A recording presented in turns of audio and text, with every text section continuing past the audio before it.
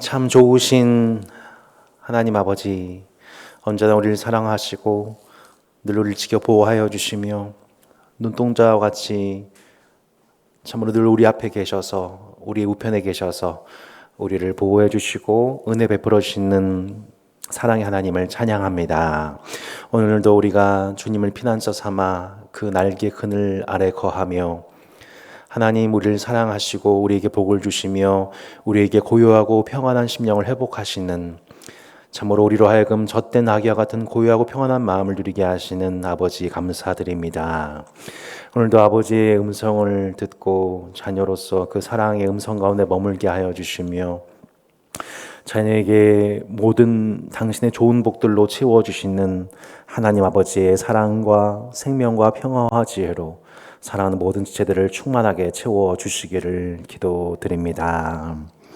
우리 인생의 어떤 정황 속에서도 내가 세상 끝날까지 너와 함께한다고 말씀하시는 하나님의 언약을 받은 자녀임을 기억하게 도와주셔서 어떤 상황에서도 유동하지 않고 하나님 말씀의 교훈을 힘입어 기도하며 인내하며 열매 거두는 삶 살 수 있도록 우리의 삶을 풍성한 길로 인도해 주시기를 기도드립니다. 하나님 아버지, 오늘 함께 홀로 있지 않고 함께 하나님을 섬길 수 있도록 이 복된 공동체를 허락하시니 다시 한번 감사드립니다. 예수님의 피로 값주시고 한데 불러 모으신 새로운 가족 공동체 안에서 서로 사랑하며 격려하며 모이기를 힘쓰며 하나님 아버지 사랑과 사는 격려하면서 주님 오실 그날까지 더 뜨겁게 사랑하는 교회 될 수 있도록 인도해 주시기를 기도합니다. 오늘도 각자의 삶의 일상에서 분투하며 나아가는 모든 주님의 권속들을 하나님께서 보호하여 주시옵고, 오늘 오전과 저녁과 각자의 시간에 이 말씀 학습할 때 진리와 은혜로 충만하신 성령 하나님께서 각자에게 말씀하여 주시옵소서. 우리를 충만케 하여 주시옵소서. 감사드리오며 주 예수 그리스도 이름으로 기도합니다. 아멘. 자, 디모데전서 6장을 함께 연구하겠는데요. 그 중에서 디모데전서 2장을 봉독하겠습니다.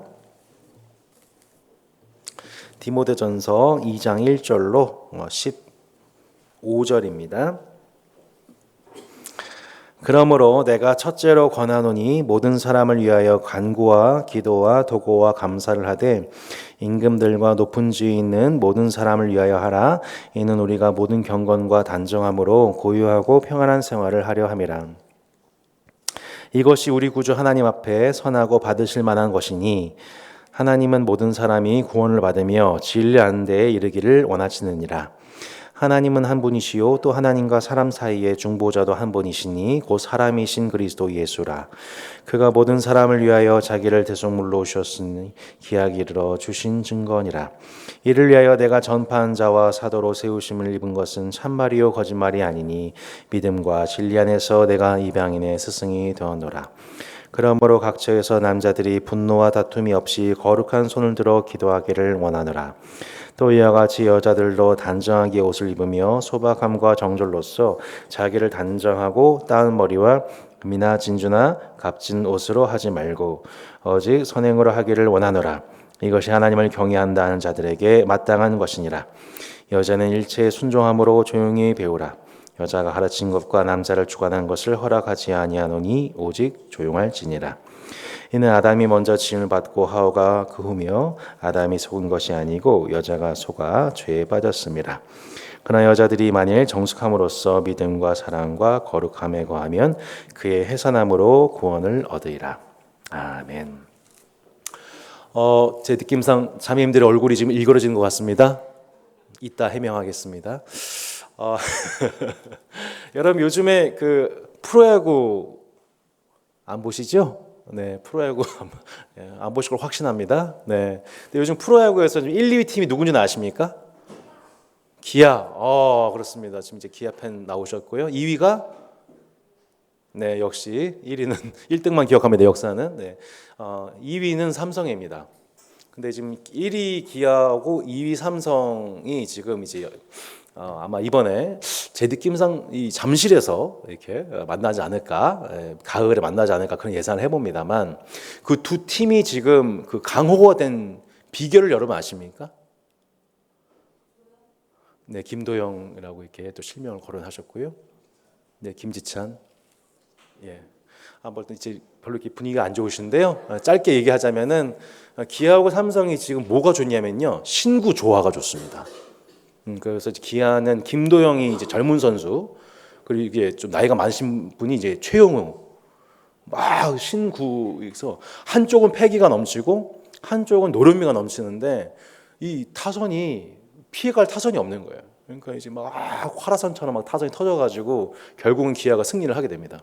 근데 삼성도 좀 비슷합니다. 그 강민호, 뭐 오승환, 아무도 모르시는군요. 근데 꽤 유명한 분들입니다. 이제 이런 이제 우리 또 노련한 멤버들 계시고, 또 여기는 이제 김영웅, 뭐 이재현, 김지찬, 이제 이렇게 젊은 그룹들이 있었는데, 이 양쪽이 서로 호환이 되면서 이쪽의 노련미와 이쪽의 노하우들이 젊은이들에게 공수가 되면서 엄청난 막 시너지가 일어나서 그 팀이 지금 1, 2위를 다투고 있죠. 오늘 전 디모데 전설을 이렇게 일주일 동안, 보통 이제 수요 보면 맛집 딱 강의가 끝나면 바로 그 다음부터 바로 연구가 들어가거든요. 일주일 동안 들어가면서 어쩌면 교회도 마찬가지겠다 라는 생각이 들었습니다. 어떤 교회가 좋은 교회일까? 어쩌면 신구 조화가 이루어진 교회가 아닐까? 오늘 우리가 이제 디모데 전설을 보는데요. 지금까지 우리가 봤던 바울 서신은 일반 서신이라고 해서 사도 바울이 개척한 교회 혹은 개척하지 아니했지만 간접적인 연관성이 있어 사도 바울이 사도로서 복음을 전한 교회 이야기입니다. 뭐 데살로니가 전후서 우리 전부 배웠죠. 또 로마서, 에베소서, 빌립보서, 갈라디아서 등 이제 다 교회 대상으로 쓰여진 편지였습니다. 근데 이제 저희가 이제 3주 동안 볼 디모데 전후서, 디도서는 교회 대상으로 쓰여진 편지가 아니라 목회자 대상으로 쓰여진 목회 서신이라고 합니다. 그러니까 목회자 개인에게 멘토링이 필요하여서, 격려가 필요해서, 가르침이 필요하여서 쓰여진 편지라서 보통 이것을 저희가 이제 목회 서신이라고 하죠. 하지만 디모데전서를 이제 읽어보면 아시겠지만 단순히 디모데 개인에게 주는 격려의 말씀만 있는 것은 아니고, 또 상당 부분 이 디모데가 목회했던 에베소 교회의 정황을 향한 이 교회 상황적 서신의 의미도 같이 포함되고 있어서 함께 이 부분을 꼼꼼히 좀 살펴볼 필요가 있는 편지, 바로 디모데 전서입니다. 오늘 이제 피처링으로 이제 교회를 부탁해, 우리 따스한 교회에서 필독서죠. 교회를 부탁해. 진정한 교회가 어떤 의미인지를 만화책으로 담아놓은 책인데 꼭 읽어보시길 바라겠습니다. 오늘 인트로 하면서 오늘 이제 주인공인 디모데에 대해서 살펴보기 전에 사도 바울과 함께 동역했던 그런 우리 동역자 이름들을 하나하나 생각해 보면서 오늘 강의를 시작해 보고자 합니다. 바울이 이제 1, 2차, 3차 전도 여행과 이후에 로마 투옥, 그리고 추록, 제2의 그리고 두 번째 투옥과 순교에 이르는 모든 과정 속에서 사도 바울에게 하나님 허락하셨던 여러 동역자들이 있었는데 다양한 형태의 이제 인물들이 있었습니다. 첫 번째가 이 직접 사도 바울이 선발하여서 그 지역에서 유력한 제자를 선발하여서 양육하여서 이 성장시킨 사례들이 있는데, 그 두 사람이 누구냐면 바로 누굴까요? 눈치상 바로 디모데인 겁니다.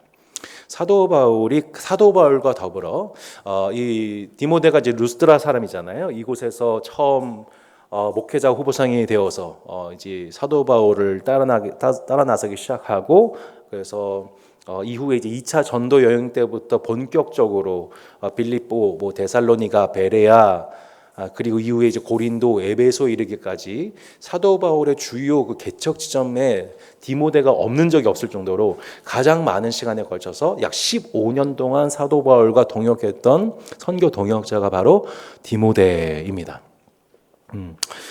또한 사도 바울이 직접 선발한 또 다른 제자가 바로 디도라는 사람입니다. 네, 디도라는 사람이 여러분 언제 처음 등장하는지 혹시 기억하십니까? 이 디도라는 인물이 본격적으로 등장하는 것이 사도행전 15장 1차 우리 예루살렘 회의 때 이슈였을 것입니다. 디도는 헬라인입니다. 네, 헬라인인데 은사가 있어서 사도 바울이 목회자 후보생으로서 키우려고 하니 당시 어떻게 헬라인이 교회 지도자가 될 수 있냐는 이슈가 생긴 것입니다. 그 이슈를 가지고 결국 헬라인도 할례를 받아야 된다라고 하는 논쟁이 있었던 것이죠. 그 논쟁의 중심에 있었던 사람이 바로 디도였던 겁니다. 그 고향이 이제 그레데라고 하는 섬이죠. 그때 이제 어떤 판결이 이루어지게 되냐면은 헬라인이 이 그리스도인 되는 가운데서 할례 받을 필요가 없다.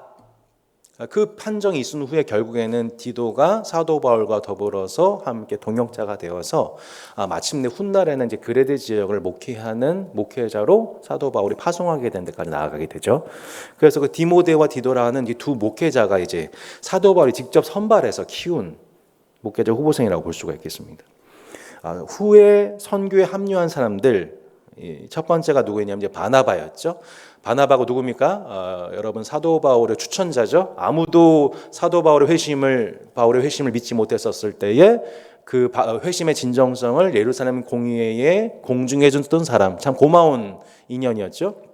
근데 안타깝게도 바나바의 생질 마가 요한의 일로 사도 바울과 더불어 2차 선교 여행 앞두고 큰 다툼이 일어나게 됩니다. 합류가 불가하다, 가능하다.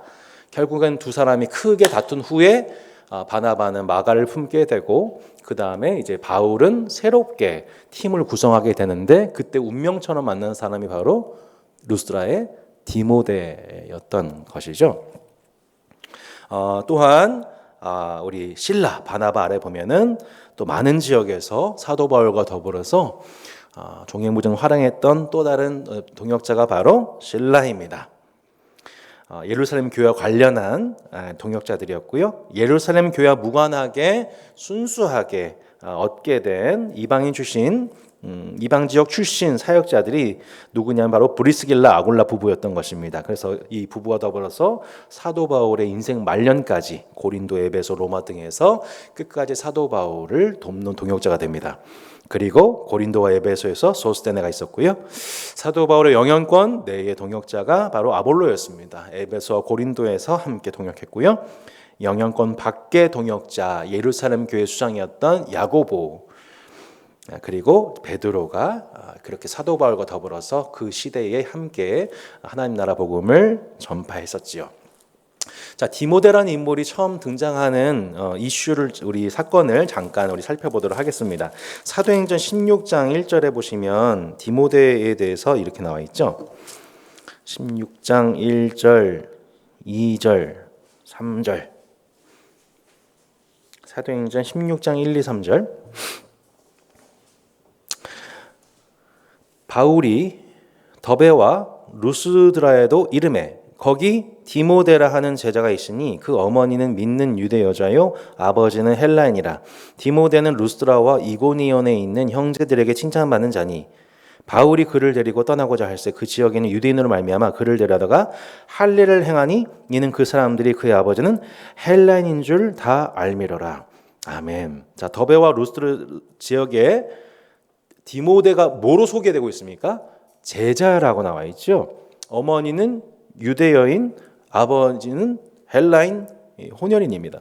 근데 디모데가 이미 루스드라와 이고니온에 있는 형제들이 칭찬받는 자였다고 해요. 그래서 바울이 하나님 예비하신 동역자구나, 이 사람이다. 그래서 데려가려고 하는데 그 지역에 있는 유대인으로 말미암아 뭘 행했다고 나와 있습니까? 할례를 행했대요. 참 희한하죠. 아까 디도는 어땠어요? 헬라인이지만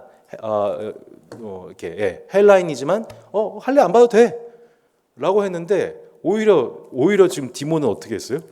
할례를 받게 합니다. 참 묘하죠.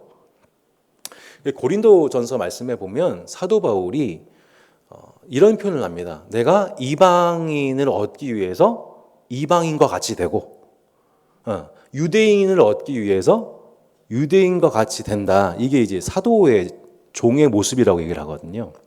예. 그러니까 이제 우리가 제가 만약에 이제 청년 사역을 한다. 지금 우리 보면 천성자 전사 보시면 이 패션 어때요? 젊죠? 왜 그래요? 청소년 사역자예요.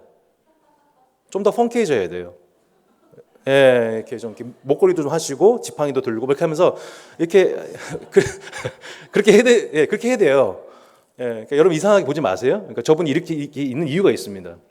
벌써 이렇게 버닝이라고 써 있잖아요. 청소년에서 불타오르겠다고.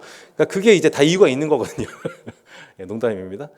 왜요? 청소년과를 얻고자 하는 거죠. 그러니까 지금 디모데는 사도 바울과 함께 동역하면서 어디 다녀야 되냐면 유대인 회당 다녀야 되는 사람이에요. 유대인 회당 가가지고 그들에게 복음 전해야 되는 사람이에요. 그러니까 예, 근데 지금 근데 그는 엄마는 유대인인데 아빠는 헬라인이어서 어렸을 때 할례를 받지 않았어요. 그죠? 예. 그래서 되게 애매모호한 상황 속에서 유대인에게도 그닥 달갑지 않은 사람, 쟤는 유대인이라면서 할례도 안 받았어라고 이제 무시받을 수 있는 상황이었기 때문에 오히려 사도 바울은 선교의 전략으로서 할례를 받아요.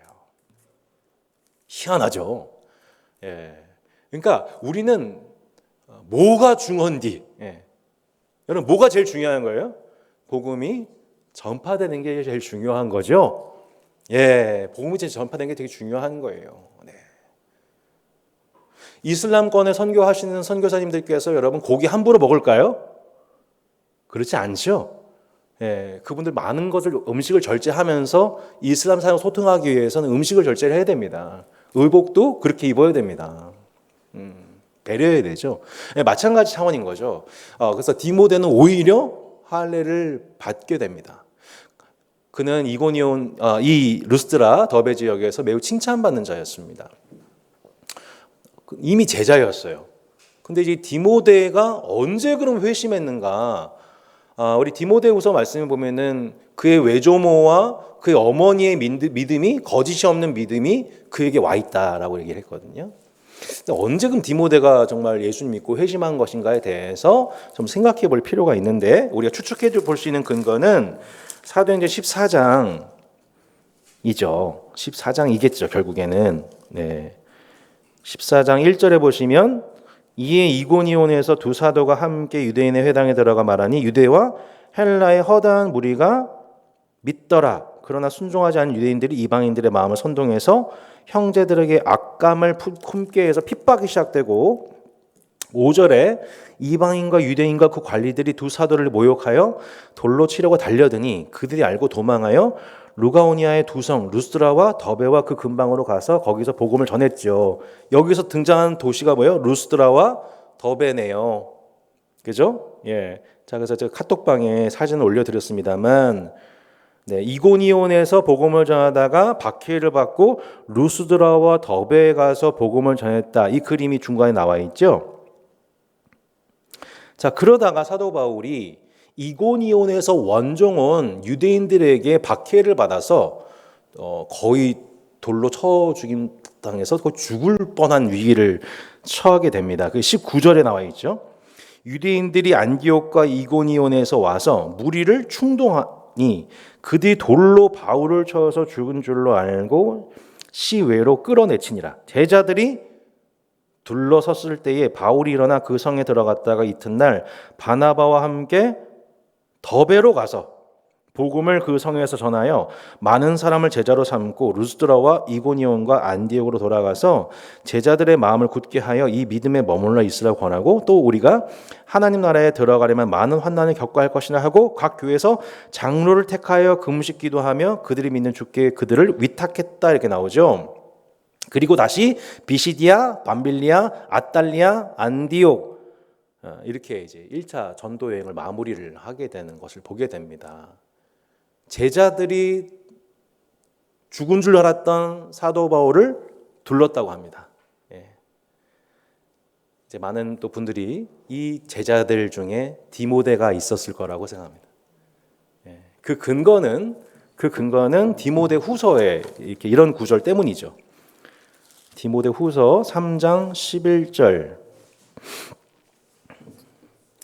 디모데후서 3장 11절에 보면 이런 구절이 나와 있습니다. 디모데후서 다음 주에 볼 내용 미리 봅니다. 3장 11절. 10절부터 보시죠. 나의 교훈과 행실과 의향과 믿음과 오래 참음과 사랑과 인내와 읽어볼까요? 박해를 받음과 고난과 또한 안디옥과 이고니온과 루스드라에서 당한 일과 어떠한 박해를 받은 것을 내가 과연 보고 알았거니와 주께서 이 모든 것 가운데서 나를 건지셨느니라. 그러니까 디모데는 외가댁으로부터 거짓이 없는 믿음, 아마 어렸을부터 성경을 알았나니, 어렸을 때 성경 구약 말씀을 이제 읽어 내려갔고 거짓 없는 믿음을 받았겠지만, 그가 진짜 회심했던 것은 이고니온 핍박으로 루스드라까지 왔던 사도 바울과 일행 속에서, 만남 속에서 복음을 듣게 되고, 제자들이 그 둘러섰을 때에 죽은 줄 알았던 사도 바울이 벌떡 일어나서 도망간 게 아니라 또 어디로 가요? 더베로 가서 일어나자마자 또 더베로 가가지고 복음을 전하고, 더베로 갔다가 유대인들 무서워가지고 도망가는 게 아니라 또 어떻게 해요? 그 자신이 핍박당했던 그 동네로 다시 가요. 루스드라로 다시 가요. 이고니온으로 다시 가요. 제자들을 굳게 해주죠. 우리가 천국에 들어가려면, 하나님 나라에 들어가려면 많은 환난을 겪어야 될 거다라고 하면서 장로들을 세우고 1차 전도여행을 마무리하는 사도 바울의 사역자 사도 바울의 그 사역 현장 속에 디모데가 있었던 겁니다. 그러니까 디모데는 사도 바울을 통해서 회심했을 뿐만 아니라 사도 바울이 어떠한 정신을 가지고 복음을 위해서 핍박을 감내하며 박해를 감내하며 승리하는지 그 사역자의 모습을 그대로 봤던 사람이었던 겁니다.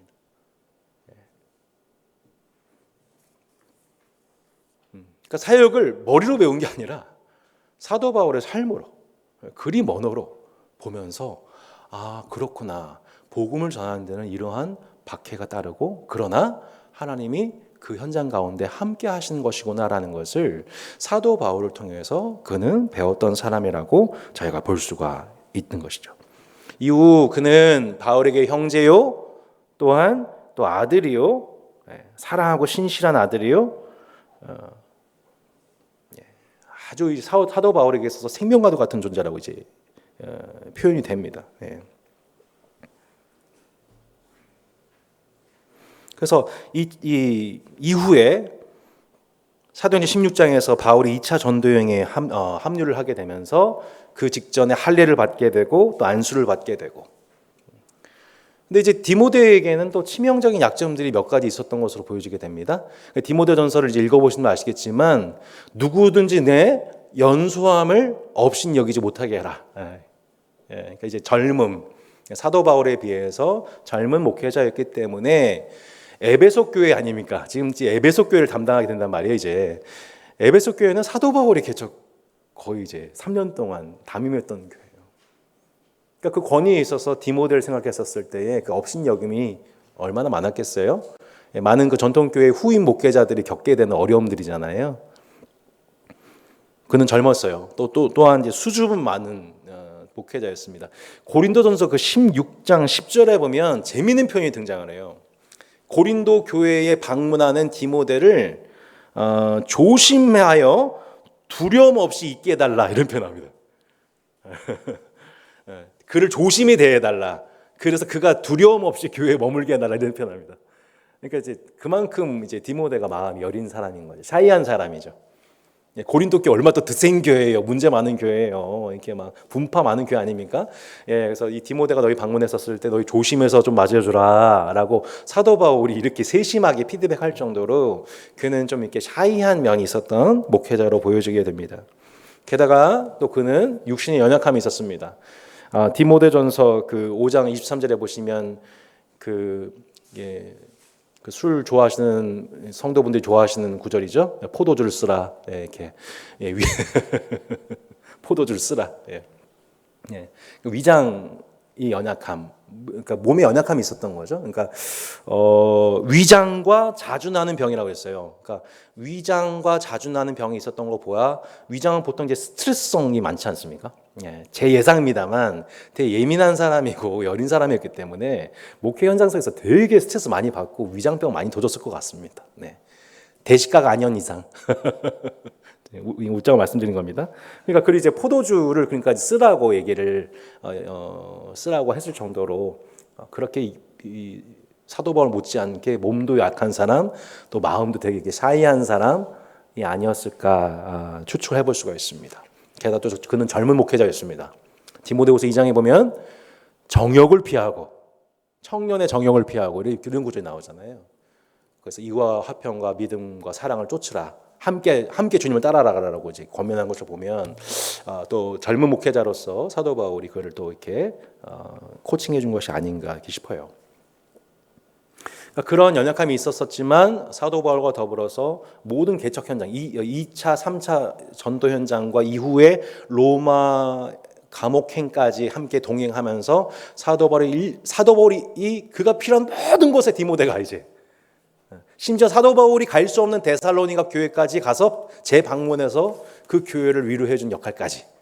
그러니까 사도 바울이 할 수 없는 거의 분신처럼 한 몸이 되어서 사도 바울이 몸이 하나라서 할 수 없는 그 일을 또 다른 몸인 디모데가 했다고 했을 정도로 15년 동안 디모데가 그 역할을 감당했던 것을 저희가 이 이후의 맥락 속에서 저희가 보게 됩니다. 그런 과정 속에서 사도 바울이 3차 전도여행을 마치고 로마로 가게 되는 여정 속에서 이 디모데가 그와 함께 동행하게 되었고, 이후에 감옥에서 풀려난 일시적이었지만 사도 바울이 풀려났었을 때에 그때 디도는 그레데 섬의 목회자로, 또한 이제 디모데는 바로 이 에베소 지역의 목회자로 부름을 받게 되죠. 좀 더 이제 내용을 좀 더 상세히 말씀드리면 3번에 나오는데, 우리 두 번째 지도에 보시듯 사도 바울이 로마에서 1차 이 투옥 석방이 되었습니다. 자, 그 먼 로마에서 투옥이 되었습니다. 추록을 하게 됐습니다. 탈옥이 아닙니다. 추록을 하게 되었을 때 바울이 그 먼 로마에서 가장 먼저 간 곳, 이 소아시아 지방 가다가 먼저 가게 된 곳이 어냐면 바로 그레데 섬이었습니다. 그 그레데 섬의 헬라파 목회자인 바로 디도로 하여금 그 교회에 담임 목회자를 세우면서 그 교회의 장로를 세우는 일, 교회 질서를 세운 일을 담임 목회자로 임명하게 되고, 두 번째로 이제 에베소로 갔는데, 에베소로 갔는데 사도 바울이 우려하던 일이 하나 생기게 됩니다. 예전에 사도행전 20장을 보면 사도 바울이 에베소 지역을 떠날 때 에베소 교회 장로들과 눈물내 이별식을 하게 될 때 사나운 이리가 들어와서, 내가 떠나가게 되면은 사나운 이리가 들어와서 교회를 공격할 거라고 예언을 했습니다. 근데 이 시점에 딱 에베소에 와 보니까 바로 그 사나운 일이라고 예상되었던 사람들, 거짓 선생들이 들어와서 교회를 어지럽히고 있었던 거예요. 그리고 그 영향을 받고 있었던 그 거짓 교사들의 지대한 영향을 받고 있었던 당시 그 에베소 교회의 여성 그룹들이 그 영향을 받아서 매우 무질서한 형태의 공동체를 무질서케 하는, 혼란케 하는 언행이나 옷차림이나 뭐 그런 것들을 이제 보여주기 시작한 거죠. 그러니까 아까 이제 봤던 디모데전서 2장의 말씀이 사실은 그 무질서해진 예배를 질서를 회복하기 위한 지침이었던 거예요. 좀 더 자세히 말씀드리겠습니다. 그리고 디도와 마찬가지로 이 에베소 교회에 감독자와 집사 등 지도자를 세워야 되는데 이 선출의 원칙이 너무 무분별해진 거죠. 사도 바울이 에베소 교회를 개척하고 떠날 때 이미 장로들 꽤 많이 세웠었어요. 근데 점점점 시간이 지나 보니까 이 변질이 되기 시작해가지고 세워져서는 안 되는 종류의 사람들, 거짓 교사들이 에베소 교회의 중진들이 되어져 있는 거죠. 그리고 거짓 교사들이 와서 그거를 이제 전체 공동체를 무너뜨리고 있는 거죠. 그러니까 교회가 완전히 이제 무질서 난장판이 된 거예요. 결국에는 사도 바울 입장에서 그 에베소 교회를 회복시켜야 되는데, 사도 바울이 했던 최고의 처방이 뭐였냐면은, 긴급 처방이 뭐였냐면 디모데를 남기는 거였습니다. 그게 이제 디모데전서 1장 3절의 내용이죠. 내가 마게도냐로 갈 때에 너를 권하여 에베소에 머물라 하는 것은 어떤 사람들을 명하여 다른 교훈을 가르치지 말며. 성경에 바른 교훈이 있고 다른 교훈이 있습니다. 성경을 말하는 것 같은데 다른 교훈 얘기하는 자들이 있어요. 성경의 중심 사상을 얘기한 게 아니라 성경의 일부 구절을 가지고 다른 교훈을 강조하는 자들. 그 궁극적인 목적이 뭐예요? 자신의 팔로워를 만드는 거예요. 자신의 가르침을 따르는 집단을 만드는 데 목적인 사람들. 이 거짓 교사들입니다. 그 거짓 교사들을 경계하기 위해서 사도 바울이 보낸 사람이 누구예요? 바로 디모데였던 겁니다. 그래서 크게 무질서해진 예배를 잡기 위해서, 두 번째, 감독과 집사의 직분이 무엇인지를 성경적인 기준을 세우기 위해서, 그리고 위축된 디모데의 마음을 격려하기 위해서, 그가 지도자로서 어떻게 성장해야 되는지를 분명한 원칙을 제시하기 위해서 사도 바울이 에베소를 떠나 마게도냐를 갔을 때, 원래 사도 바울의 계획은 아마 에베소로 다시 돌아와서 디모데와 너를 협력할 생각이었는데 상황이 여의치 않아서 결국에는 그가 돌아오지 못하게 되자 쓰게 된 편지가 바로 디모데 전서였던 겁니다.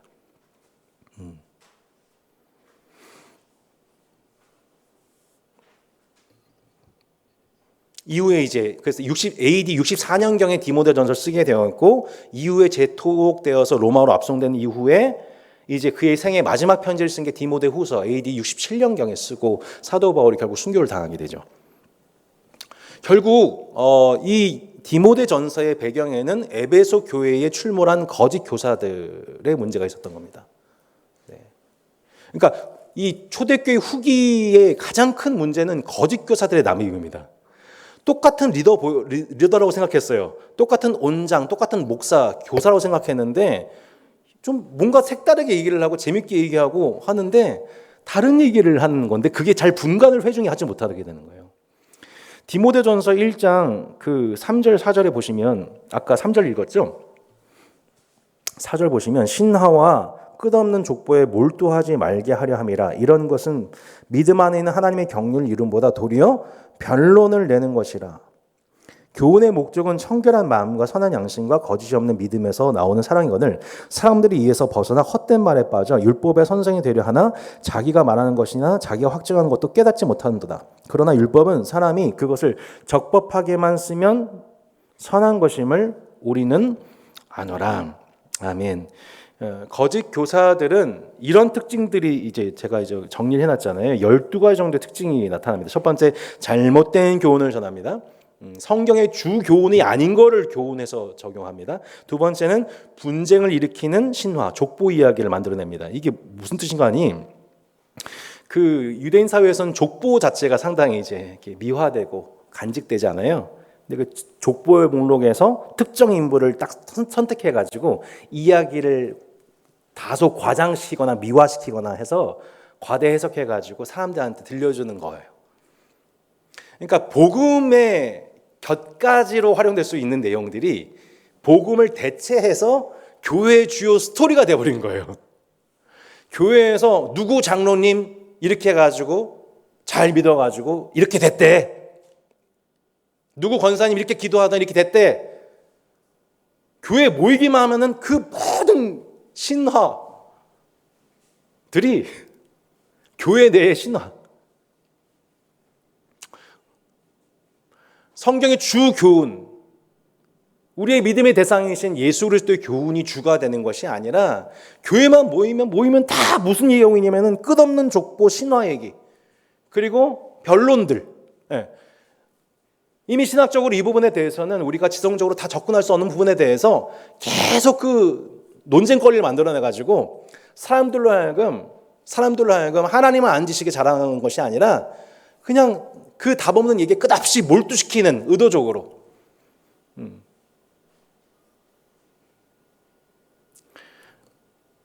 헛된 말에 정신을 빠뜨리는 거죠. 이들의 특징인데 이들은 결국 지위와 명성에 집착하는 자들이었습니다. 율법과 복음을 상충되는 것으로 이해하는 자들이었어요. 율법과 복음의 상관관계를 이해하지 못하고 성도들을 혼란시킨 자들이었습니다. 이들은 미혹하는 영과 귀신의 가르침을 따른 자들이었고 양심이 화인 맞아서 외식함으로 거짓말한 자들이었습니다. 양심에 화인 맞았다. 이게 화인 맞다는 게 뭐냐면 마치 됐다는 뜻입니다.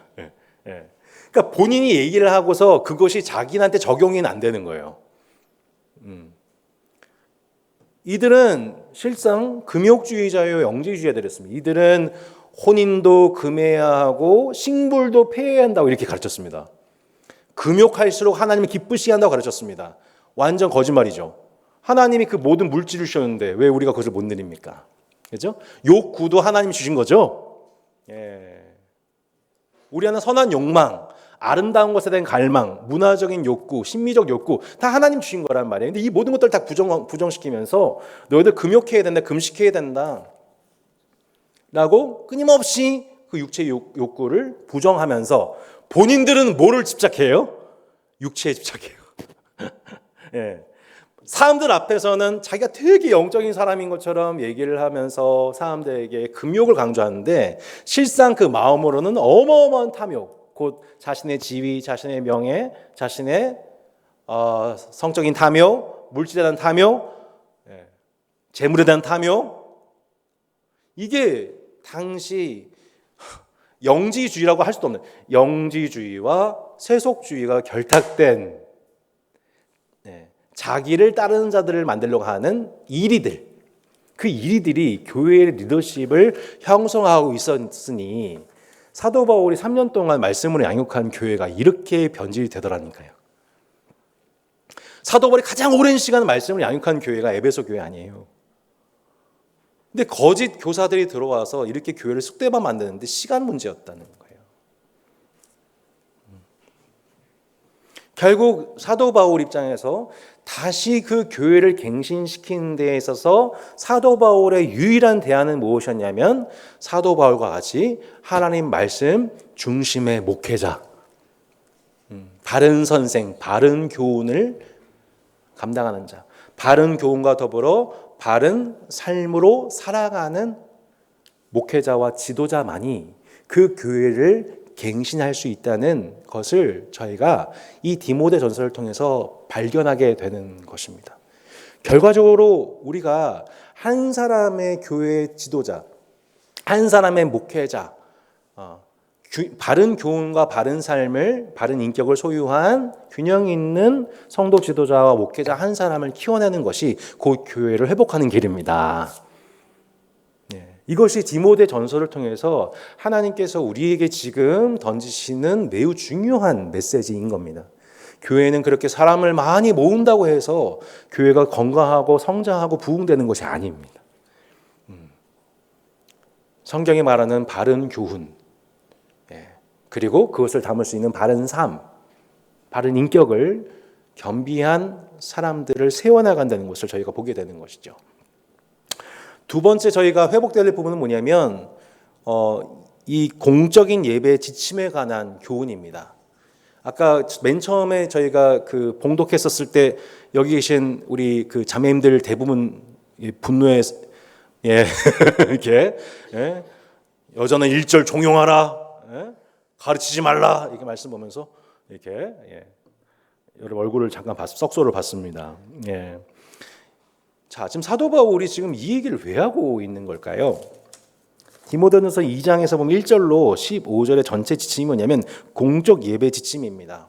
그러니까 첫 번째 사도 바울이 얘기하는 건 뭐냐면 정부 당국과 더불어서 평화로운 관계를 수립하는 데 관심을 보이고 있고 정부를 위해서 기도하고 사회가 안정되도록 기도하는 것이 당시 에베소 교인에게 주어진 의무다라고 얘기합니다. 자, 여기서 세 번째, 남성들에 대한 교훈도 있습니다. 뭐예요? 이렇게 나와 있죠. 그러므로 각처에서 남자들이 분노와 다툼이 없이 거룩한 손을 들어 기도하기를 원하노라. 그 톰 라이트라고 하는 목사님께서 이렇게 이제 주석을 다셨어요. 이렇게 남자들은 남자다움을 과시하는 행동, 마초짓, 화를 내는 행동을 하지 말아야 된다. 이렇게 하셨죠. 그러니까 당시 이제 에베소 교회에서 스스로를 자신을 높이려고 하는 남성짓, 마초짓 하려고 하는 그런 어떤 모습에 대한 피드백이 있었던 것 같아요. 두 번째, 여자들은 보석이나 아름답게 꾸미는데 끝없이 빠져들지 않도록 조심해야 된다. 아마 당시 에베소 교회 안에 부유층에 해당되는 이제 여성 그룹이 있었을 것 같아요. 그 제가 좀 공부를 해보니까 그 아르테미스라고 하는 이 여신, 그리스 로마 신화 중에서 제우스의 직속 딸이에요. 그래서 이제 제우스에게 아버지 저한테 뭐 60명의 뭐 이렇게 여종을 주시고 뭐 도시 하나를 뭐 주시고 제가 뭐 사냥할 수 있는 권세를 주시고 그래서 막 제우스 막 기뻐하면서 그걸 다 응답해 주는 뭐 그런 내용들이 나옵니다. 그 당시 이제 아르테미스라고 하는 여신이 이게 찾아보니까 일종의 사냥의 여신이에요. 사냥의 여신.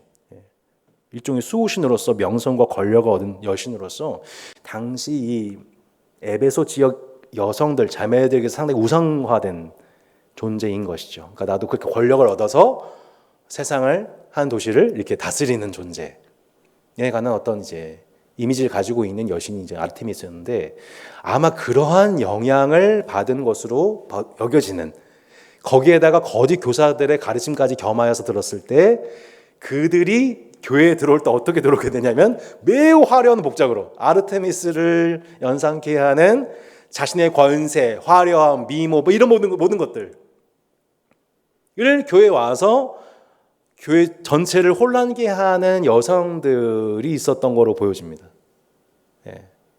이거는 고린도 전서도 마찬가지입니다. 고린도 전서 14장 보실까요? 14장 34절 보시면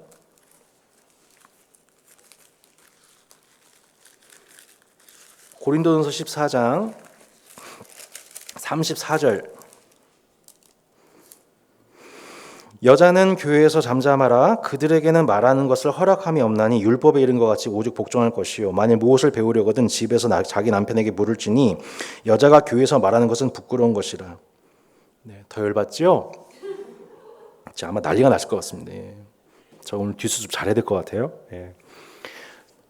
지금 이거 딱 이 말씀을 보면, 이 말씀만 딱 보면 어때요? 저기 우리 조하나 집사님 초등부 내려놓으세요.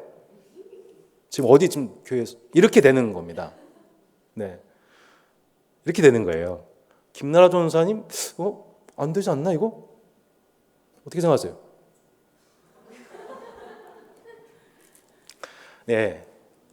지금 사실 저희 자매님들 교사하시고 다 전사님 다 하고 계시죠? 권사로서 또 말씀 전하시잖아요. 다 하잖아요. 그러면 그럼 이 말씀 뭔가요? 거꾸로 해서 여러분께 묻겠습니다. 에베소서에서는 왜 그리스도를 경외하거나 피차 복종하라고 합니까? 왜 이렇게 복종을 강조하는, 잠잠하라고 복종을 강조하는 말씀이 왜 고린도 전서하고 에베소서만 나와 있을까요? 한번 여러분 고민해 보십시오. 제가 내린 결론은 그렇습니다. 이거는 고린도 지역과 에베소 지역의 여신 숭배가 발달된, 그러니까 여신 숭배만 아니라 자신을 여신화하는, 동일시하는 그러한 흐름 속에서 자신의 아름다운 용모, 권세, 가문, 기타 모든 것들, 자신을 숭배하는 경향에 가는 그 도시적 영향을 받은 자매님들께서 충분히 하나님의 말씀을 학습하지 못한 채 자신이 그 교회에서 지도자 행사를 하니 교회가 어떻게 되겠습니까? 그래서 이 톤라이트 목사님은 뭐라고 얘기했냐면 이 얘기는 이런 맥락인 거예요. 여자들에게 공부할 여유를 줘야 된다는 거예요. 이분들에게. 그러니까 통여자가 말고 이분들에게.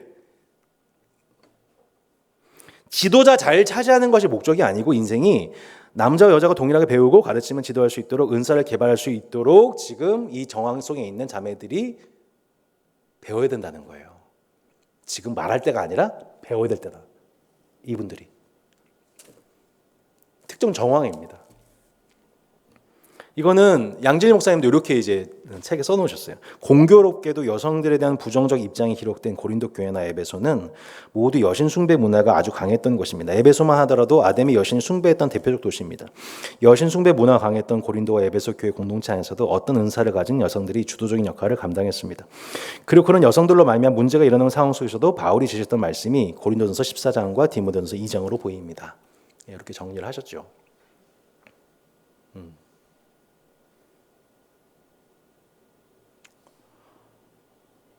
그럼 남성이라고 해가지고 다 교회에서 지도자가 될 수 있는 건가요? 그렇지가 않습니다. 그죠? 예. 하나님의 말씀으로 양육 받아야 되고 또한 삶으로 선한 열매의 증거가 나타나야 됩니다. 마찬가지예요. 한번 생각해 보세요. 사도행전 말씀에 보면 브리스길라 아굴라 부부 기억나시잖아요. 누구 가르쳤어요? 아볼로 가르쳤잖아요. 예. 자매가 사역자를 가르쳤어요. 그죠? 성도 지도자, 자매 성도 지도자가 사역자를 가르쳤어요.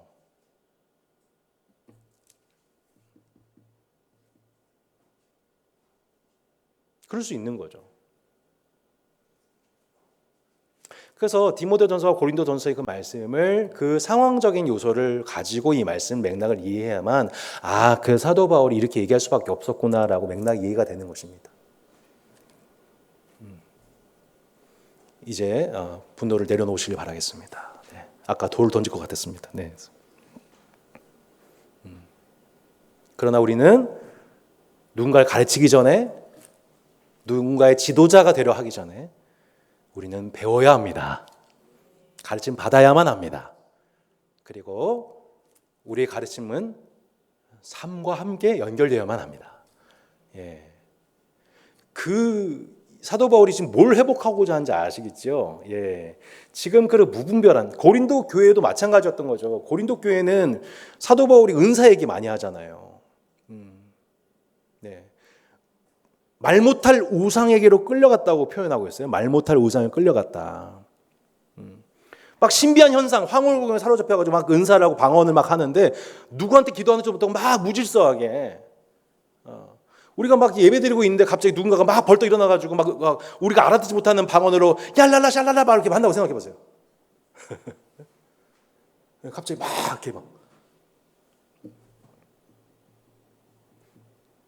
근데 그 무질서하게 막 이렇게 방언하는 그 사람을 아무도 제재를 하지 않고 막 신비롭다 이렇게 하면서 사람들이 따라가고 막 똑같이 따라하고 어떻게 되겠습니까, 여러분? 무질서해지게 되는 거죠. 그러니까 고린도 전사의 정황은 그 무질서한 은사 사용에 대한 맥락으로 봐야 될 것 같고요. 에베소는 리더가 되고 싶어하는, 숭배받고 싶어하는, 지도자 되고 싶어하는 그 여성 그룹에 대한 사도 바울의 강력한 지침,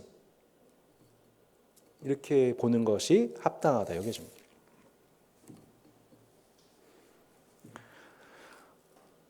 말씀드렸지만 에베소 교회의 문제는 또한 이미 사도 바울이 장로들을 세워놓았지만 점점 이 직분제가 타락하는 데 있었습니다. 직분이 타락하는 데 있었습니다. 그래서 이제 그 디모데전서 3장에서 미쁘다 이 말이요 곧 사람이 감독의 직분을 얻으려 함은 선한 일을 사모하는 것이라 함이로다 이렇게 나와 있습니다. 감독의 직분을 얻으려 함은 선한 일을 사모하는 것이라라고 얘기하고 있습니다. 8절에 보시듯 이와 같이 집사들도 그래서 감독의 자격 14가지와 또한 그에 준하는 집사의 자격에 대해서 얘기를 하는데 내용을 한번 살펴보십시오. 감독은 책망할 것이 없으며 한 아내의 남편이 되며 절제하며 신중하며 단정하며 나그네를 대접하며 가르치기를 잘하며 술을 즐기지 아니하며 구타하지 아니하며 오직 관용하며 다투지 아니하며 돈을 사랑하지 아니하며 자기 집을 잘 다스려 자녀들로 모든 공손함으로 복종하게 한 자라 할지며 사람이 자기 집을 다스릴 줄 알지 못하면 어찌 하나님의 교회를 돌보리요. 새로 입게 한 자도 말진이 교만하여져서 마귀를 정죄하는 그 정죄에 빠질까 하며 또한 외인에게서도 선한 증거를 얻은 자라 할지니 비방과 마귀의 올무에 빠질 거 염려하라. 자, 여러분 감독의 자격 중에 교회 은사가 있습니까 없습니까? 하나도 없어요. 예, 그죠? 예, 그러니까 은사를 가지고 뽑는 게 아닙니다. 감독은 교회를 전체를 담당하는 감독은 그렇게 뽑는 게 아니에요. 예, 그러니까 물론 은사도 있어야겠죠. 근데 은사는 당연히 이제 별개로 이렇게 기본적으로 주어지는 옵션이고. 이거는 철저하게 도덕적인 열매예요. 인격적인 열매예요. 대사회적인 열매예요. 예. 실제로 성복중앙교에서도 2011년도, 12년도 처음 장로 임직을 할 때에 뭘 개혁했냐면 장로님 후보는 장로님이 아니라 장로님 후보는 투표 후보 대상은 반드시 자기 집을 잘 다스려야만 하고 반드시 외인에게서 칭찬받는 자여야 한다라는 규정이 들어가서 배우자의 추천서 및 직장 동료, 이웃의 추천서가 없이는 후보가 안 됐습니다.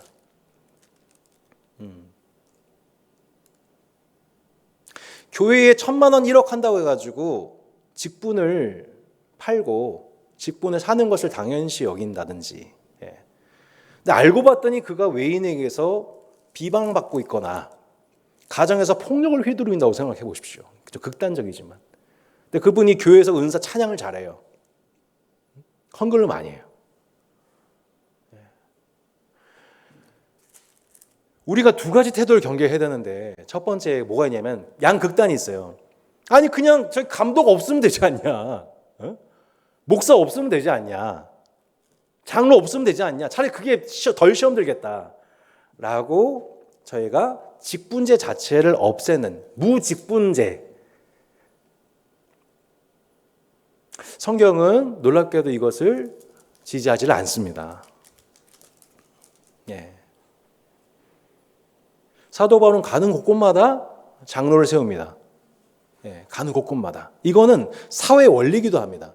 어떤 사회에서 리더십이 없는 체제는 아무 데도 없어요.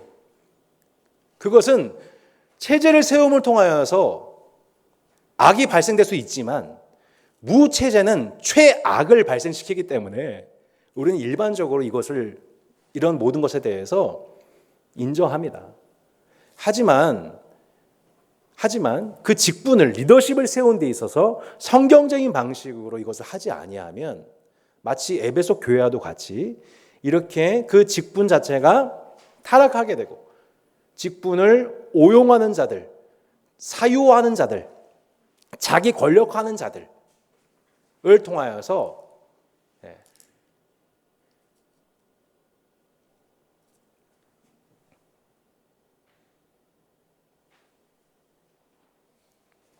교회가 병들게 된다는 것이죠.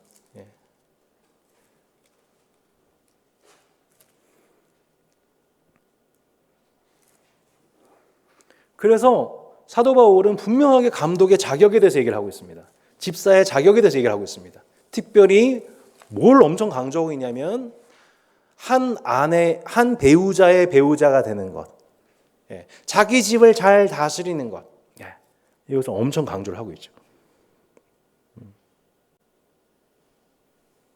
그리고 일반적인 사회생활 속에서의 도덕적인 열매에 흠이 없는 것, 이렇게 되는 것입니다.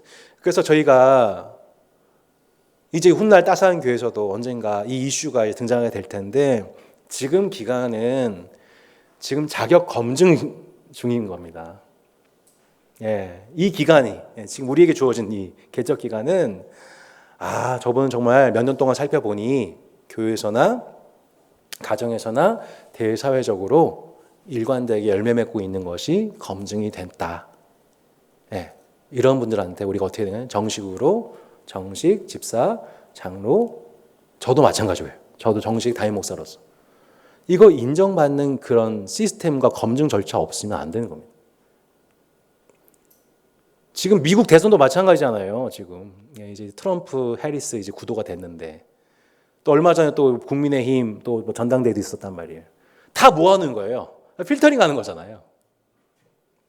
대표가 될 만한가? 최선은 아니어도 차선은 아니어도 차악 선택해 나가는 거죠.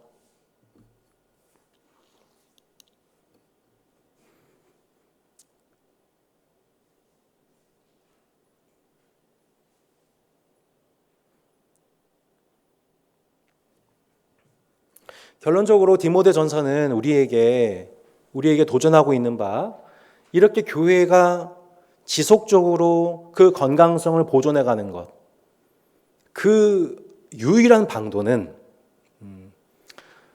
제가 초반에 말씀드렸지만 신구 조화에 있습니다. 신구 좋아했습니다. 사도 바울이 이걸 15년 동안 디모데에게 이 복음의 그리스도 예수의 좋은 교훈으로 형제를 깨우치는 자로서의 이 본을 15년 동안 전인격적인 삶을 통하여서 그가 디모데에게 전수하였고, 사도 바울은 디모데에게로, 또 디모데는 누구에게요? 또 다른 충성된 사람에게로, 또 충성된 자는 또 다른 그룹에게로 계속 전수하는 영적인 4세대 계승, 풍성한 삶의 기초 기억나시나요? 이 방식을 통해서 사도 바울도 떠나도 디모데가 죽어도, 그러니까 사도 바울도 곧 이제 몇 년, 3년 있으면 죽어요. 안타깝게도 디모데후서 남기고 이제 죽는단 말이에요. 디모데도 제가 찾아보니까 에베소 교회에 약 94년도까지 목회를 했다는 얘기가 나와 있어요. 그러니까 30년 가까이 더 했다는 얘기가 있어요. 그 후에 이제 결국에 이제 순교했다고 하는 사화가 있죠. 히브리서 13장에 보면 디모데가 감옥에서 풀려났다, 환영해줘라, 이런 구절이 나와요. 그러니까 디모데도 아마도 복음을 전하다가 사도 바울처럼 투옥되고, 또 로마 황제로부터 투옥되고, 또 고난당한 일을 이제 비일비재하게 경험했었겠죠. 결국 사도 바울이 걸어갔던 그 고난의 길로 디모데도 함께 걸어가게 됩니다. 그 스승의 길로 걸어가게 되죠. 하지만 계속해서 복음은 전수가 됩니다. 그 이유는 그것이 가능할 수 있는 이유는 뭐냐면 신구조화. 바울과 디모데 충성된 사람, 또 다른 사람에게로 계속 신구조화를 통해 믿음의 베테랑이 그 다음 세대 지도자를 키워내고, 그 지도자가 또 다른 지도자를 예비하는 방식으로 복음이 전수되어져 가는 거죠. 풍성한 삶의 기초에 할 때 제가 강조했던 거 여러분 혹시 기억하십니까? 우리 지난 주일에도 그런 부분이 강조가 되었잖아요. 코로나보다 앞으로 더 극한 환경이 올 수 있다는 것. 이것이 기정사실화 되어 있다는 것.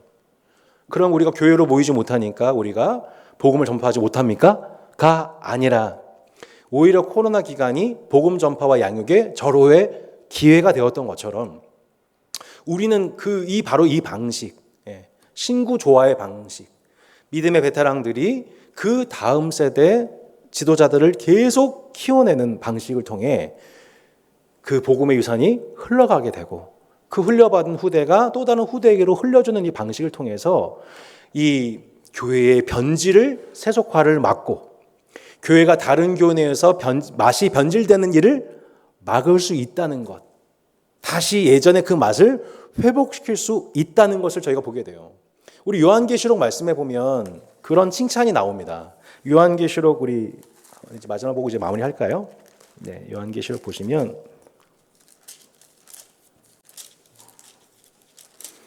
요한계시록 2장 1절 2절.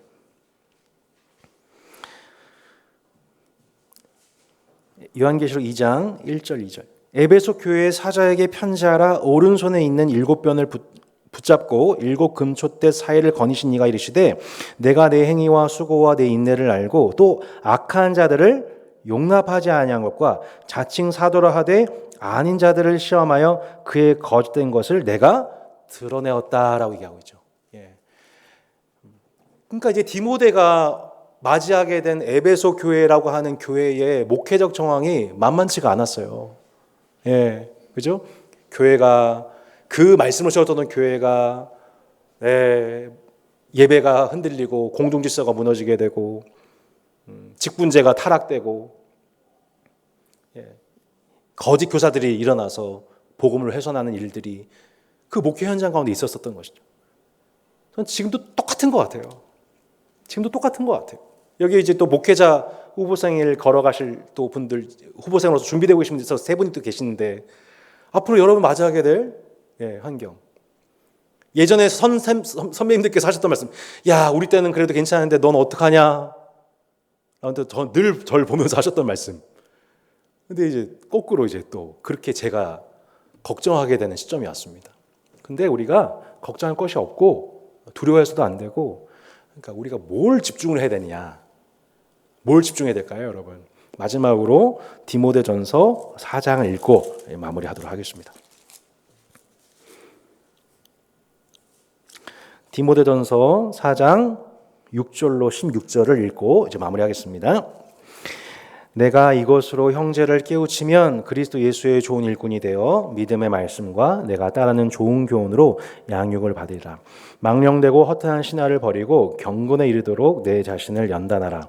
육체의 연단은 약간의 유익이 있으나 경건은 범사에 유익하니 금생과 내생의 약속이 있느니라. 미쁘다 이 말이여 모든 사람들이 받을 만하다. 이를 위하여 우리가 수고하고 힘쓰는 것은 우리 소망을 살아계신 하나님께 두미니 곧 모든 사람 특히 믿는 자들의 구주시라. 너는 이것들을 명하고 가르치라. 누구든지 내 연수함을 업신여기지 못하게 하고 오직 말과 행실과 사랑과 믿음과 정질에 있어서 믿는 자에게 본이 되어 내가 이럴 때까지 읽는 것과 귀한 가르치는 것에 전념하라. 내 속에 있는 은사 곧 장로회에서 완수받을 때에 예언을 통하여 받은 것을 가볍게 여기지 말며 이 모든 일에 전심전력하여 너의 성숙함을 모든 사람에게 나타나게 하라. 내가 내 자신과 가르침을 살펴 이 일을 계속하라. 이것을 행함으로 내 자신과 내게 듣는 자를 구원하리라. 아멘. 결론적으로 여러분 우리가 정말로 교회를 부탁하시는 하나님의 음성, 교회를 부탁한다고 아름다운 것을 지켜 행하라고 부탁한 사도 바울의 권면에 따라서 저희가 그 열매를 맺을 수 있는 비결은 뭐냐면 우리가 평생 성장하는 것입니다. 우리가 평생 성장해 가는 거예요. 평생 성장하는 모습의 본이 되는 것 자체가 그것을 보는 것, 듣는 사람을 구원하게 되는 겁니다. 마치 사도 바울이 복음 전도의 현장 속에서 그리스도의 고난과 죽음과 부활에 참여하여서 그가 죽은 줄 알았던 그 상황에서 일어나 더베로 나아가서 다시 복음을 전하고 또 자신을 박해했던 사람들이 있는 이고니온에 돌아와서 다시 제자들을 굳게 하면서 그들을 격려했던 그 모습 그대로 놀랍게도 디모데가 그 사도 바울의 본을 따라 그 길을 걸어가게 되었던 것이죠. 그래서 그 복회 현장 속에서 사도 바울과 같이 전심전력하는 자, 그리고 그 전심전력하는 자를 옆에서 지켜보며 그 모습을 통해 또한 계속해서 성장해 가는 그 그룹, 그 목회 지도자와 성도 지도자들이 평생 성장하는 공동체는 복이 있을 것입니다. 우리 따사한 교회 우리 목회자와 성도 지도자로서 우리 한 사람이 그렇게 전심전력하여 이 모든 것에 있어서 진보하는 열매 맺는 그 모습으로 그것을 보는 이를 구원하는 교회, 이 교회를 부탁하시는 주의 부탁을 여러분 응답하시는 저와 여러분 되었으면 좋겠습니다. 아멘. 우리 함께 기도했으면 좋겠습니다. 우리 함께 말씀을 각자에게